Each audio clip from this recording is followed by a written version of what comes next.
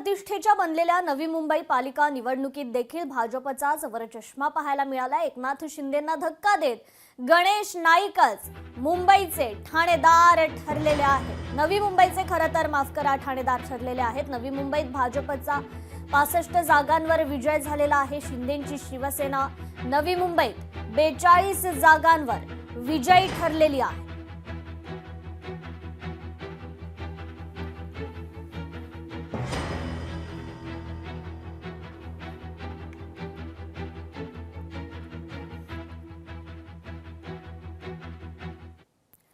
तर महापालिका निवडणुकीमध्ये यंदा मुंबईकरांनी घराणेशाही मोठ्या प्रमाणात नाकारल्याचं दिसून आलंय। त्यातल्या त्यात त्याचा फटका मात्र शिंदेंच्या शिवसेनेला बसलाय। सदा सरवणकर यांचा मुलगा समाधान सरवणकर तसेच रवींद्र वायकर यांची मुलगी दीप्ती वायकर यांना पराभवाला सामोरं जावं लागलं। या दोन्ही ठिकाणी ठाकरेंचे उमेदवार निवडून आलेत, तर नवाब मलिक यांनाही मोठा धक्का बसलाय।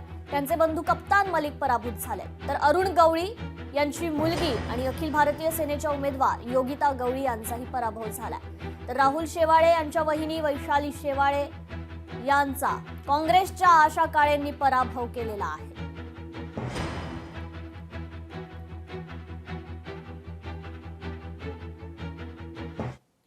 पालिका निवडणुकीच्या निकालावर नितेश राणेंनी कुत्सित असं हास्य केलेलं आहे। नितेश राणेंनी उद्धव ठाकरे आणि आदित्य ठाकरेंची कशा प्रकारे ही खिल्ली उडवलेली आहे पाहूया।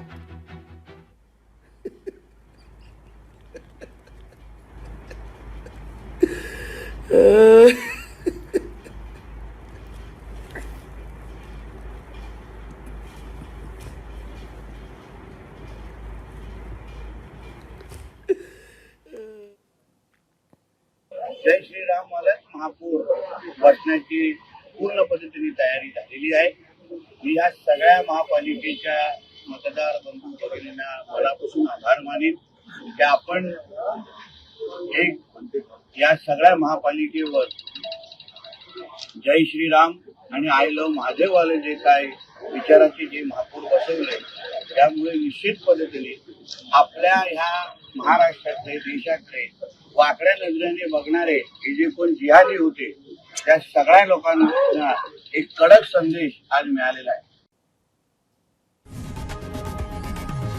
लोकशाही मराठी ऐका, पहा, जागरूक रहा।